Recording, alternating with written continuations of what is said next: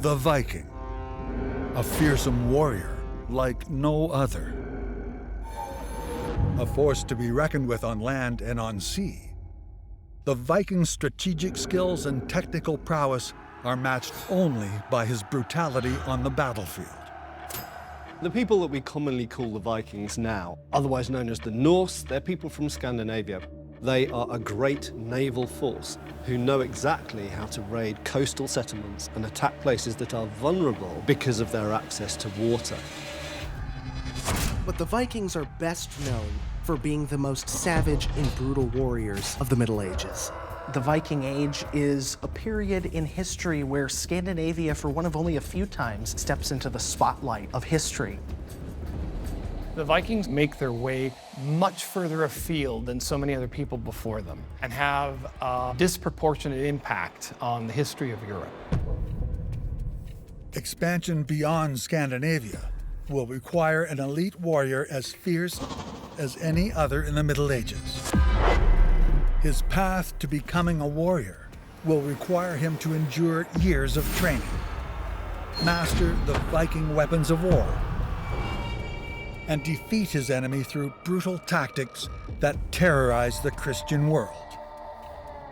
If you're a young Scandinavian, you want the Jarl or chieftain to invite you into his hearth or herd. These are the Viking raiding parties. And these hearths might contain 30 warriors, 50 warriors, sometimes 100 warriors. Viking chieftains are ultimately the tacticians who lead the raiding parties. They're the ones that determine the targets. Whenever a chieftain decides that he's going to set out to go raiding, this would be something that occurs in the Great Longhouse, the biggest longhouse, the Jarl's Longhouse, and he pledges that he's going to raid such and such village, that he's going to select certain men within the community to come along. The chief end of any Viking raid is to obtain plunder and great movable wealth so that a chieftain can reward his followers and keep them in his service. And you could return with material wealth that could change the course of your destiny. The chieftain will judge whether or not a young warrior is ready for battle. The skills and traits that are instilled into a young Norseman at a very young age are the very skills that would propel them forward as warriors. You need to be tough. Those who exhibit the skills of a warrior are invited by the chieftain to a sacred ceremony. At the chieftain's great hall, he swears allegiances and blood oaths to his followers. The chieftain is giving you great gifts of gold and silver and ornate weapons, gem-encrusted sword hilts, and weapons inlaid with silver and gold, and armbands of great precious metals. In exchange, his followers pledge to him loyalty. You're pledging your life, really, to the chieftain or jarl that's sponsoring you. To join the herd is to embrace the Viking mindset, giving the young Norseman a terrifying advantage. You have to die sword in hand in order to make it to Valhalla, which is Odin's realm, a warrior's paradise. And those of them who are slain in battle are then resurrected to enjoy a feast of roast pork and alcohol and the companionship of Odin's warrior maidens, known as the Valkyries. What allows the Vikings to be so successful in this scourge of Europe for over 300 years is the hope every Viking warrior has that he will die a heroic death. A true Viking's mettle is tested in combat.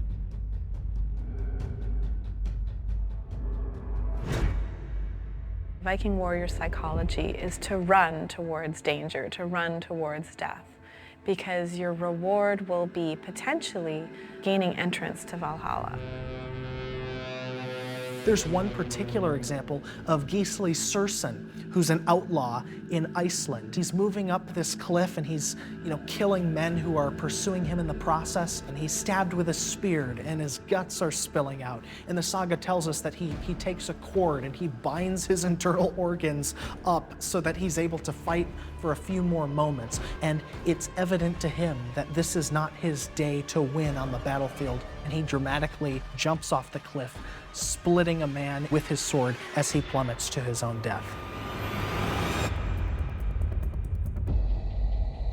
With no fear of death, the Viking stands his ground and considers his attacker.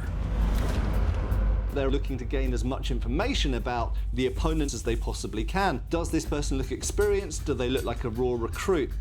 Eye contact is an interesting thing. There's a psychology to it, and obviously staring with fury at your opponent can have a psychological effect on them.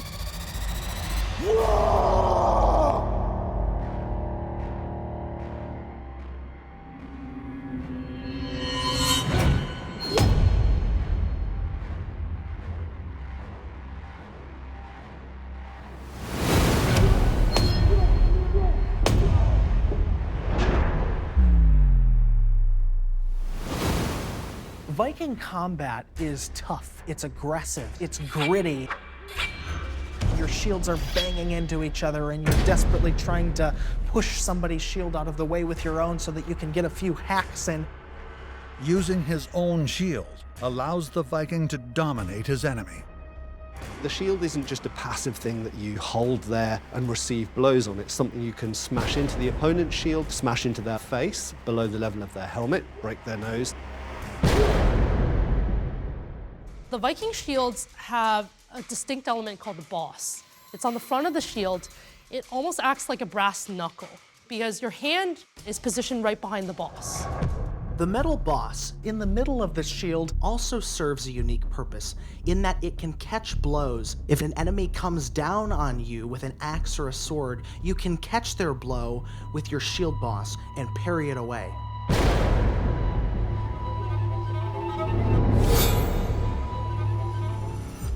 The weapon the young Viking learned to use as a boy proves to be his most versatile tool in combat. One of the great advantages to axes is, apart from the fact that they hit really hard because you've got all of the mass concentrated at the top of the shaft, in addition to that, you can hook because all axes have a natural T-junction to them. Being able to hook the shield forwards creates an opening into which you can stab into or cut into behind the shield. The axe, because of the special hook that it has, you were also able to trap individuals, either grabbing their legs, pulling them down, taking them right down to the ground. In a life or death struggle, the young Viking relies on his training to anticipate and respond to his opponent's every move.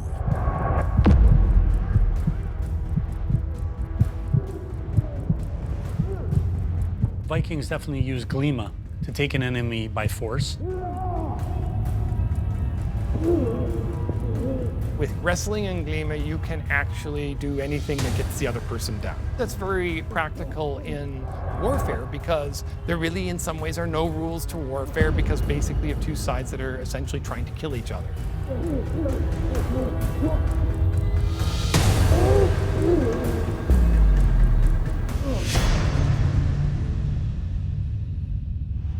Death can be swift for the Viking's adversary. Or he may suffer a crueler fate. When a Viking sees an enemy, he doesn't see him just as an enemy. He sees him as prosperity. They decide, why don't we take some of these people for slaves, and we can maybe take some as hostages and ransom them off later on. Slavery is an essential part of the Viking economy. Human capital, if one can even call it that, is something that the Vikings are very well aware of. If you can subdue the enemy, he's worth far more alive than dead. The Viking has been built to overpower any enemy he faces. Centuries after disappearing from the northern seas, the Viking warrior is still revered. His ferocious training, devastating fighting technique, and unique combination of strategy and brutality earn him a rightful place among history's greatest warriors.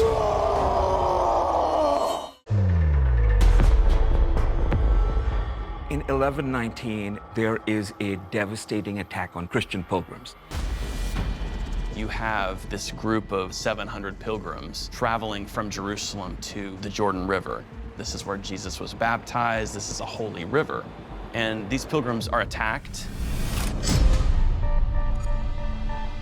300 are killed, and then 400 go into slavery. It is the spark that incites one warrior to create one of history's most notorious fighting groups, the Knights Templar.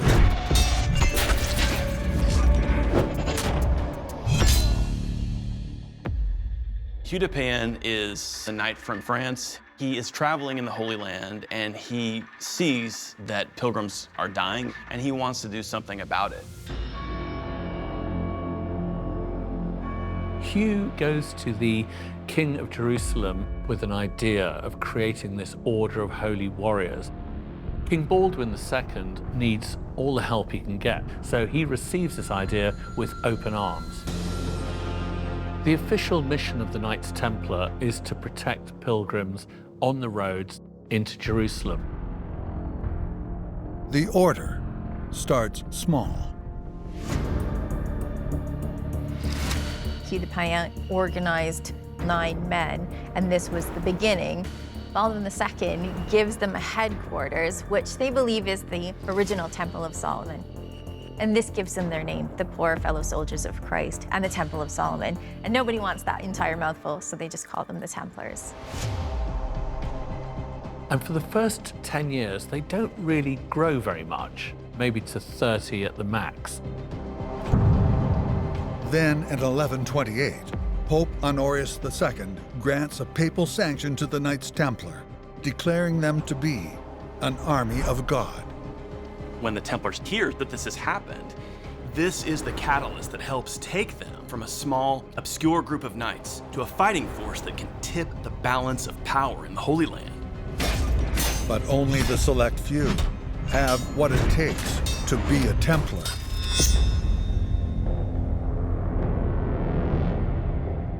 Recruits initially come from Europe's elite families, men already trained as skilled and deadly fighters. They are members of the nobility who already start out as knights. They are trained as knights from the time that they are young men. The offer by the Pope and by the Church to young men all over Europe is, if you join the Knights Templar, the slate is wiped clean. And you also have a fast track into heaven, into eternal glory. And it's after that a lot of people want to join. As their fame increases, so too does their wealth. When the European elites hear what these knights are doing, they start making material donations to these knights. Now, this is in the form of land, this is in the form of castles. Wealth and power increases, manpower increases, influence increases. By the middle of the 12th century, they're one of the wealthiest and most powerful orders, really institutions in Christendom. But that's not the whole story.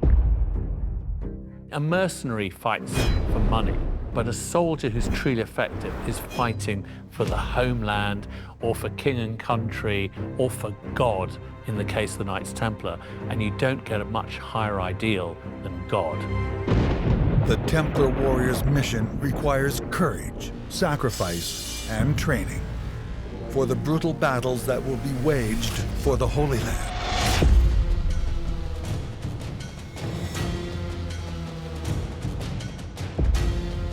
By the late 12th century, Muslim armies have grown in power under the great Sultan Saladin, posing an ever-increasing threat to the Order of Templars. The Templars are such an awesome force, and they bring such terror to Saladin soldiers that the only good Templar for Saladin is a dead Templar. All of them, once they're caught, are put to death. Routinely facing overwhelming odds in the Holy Land, the Templar must outmaneuver his enemy. The genius of the Knights Templar is that very often they are outnumbered. They are, after all, occupiers of the Holy Land, and yet it's the way they operate that secures them victory at the end of the day. This is perhaps never truer than at the Battle of Montgisard.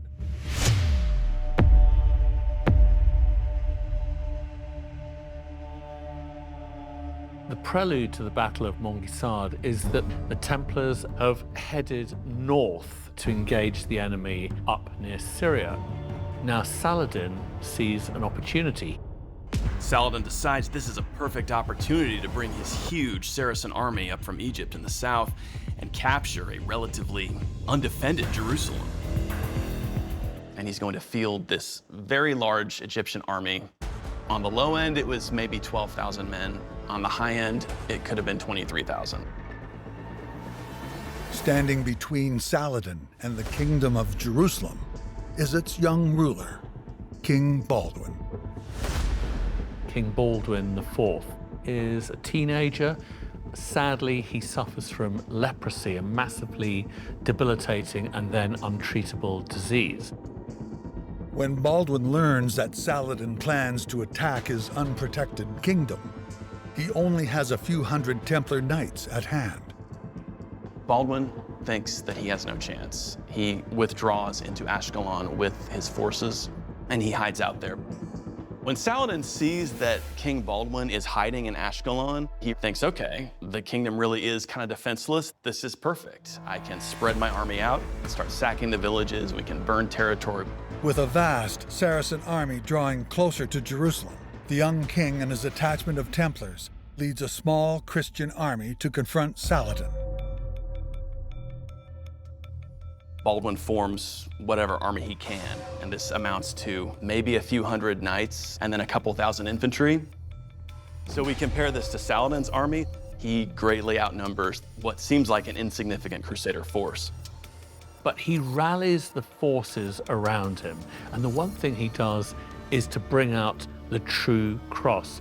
This is the cross, the wood on which people believed Jesus was actually crucified. It is the most sacred relic in Jerusalem, and to bring it out is to inspire people in a way that we can't imagine. So long as they see their standard flying, they stay there. They're not going anywhere else. They're going to fight until the last man.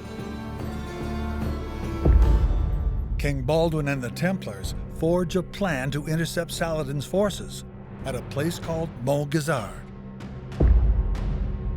The Templars and Baldwin decided to try to lure Saladin himself to follow them into kind of a trap.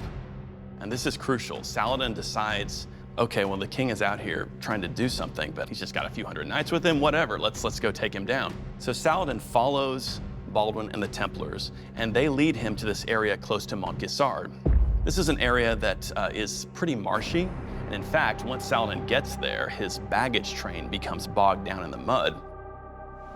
This isn't just food and supplies, it's also weaponry, and he's just taken his eye off the ball.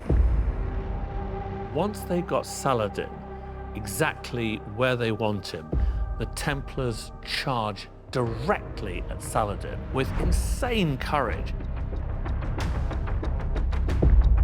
Saladin cannot believe what he's seeing coming at him. As the Templar fighting box advances on the enemy, it opens, unleashing the full force of the Templars. The warrior monks charge into battle. The fighting box is like a wall of metal and horse coming at you. Saladin's soldiers don't know what to do. It is a disaster for Saladin. It's a devastating execution of the tactics the Templar has perfected. The ferocity of the Crusaders on the battlefield provokes panic in the enemy, and the bulk of Saladin's army flees. Saladin's able to escape by jumping onto a racing camel and riding away, but his army is destroyed. They're being chased down by the Crusaders, so this is a crazy multi-day slaughter. Everything that the Knights Templar are about comes into play at the Battle of Montgisard. All their tactics, everything that's in the rule book, it just gets displayed beautifully.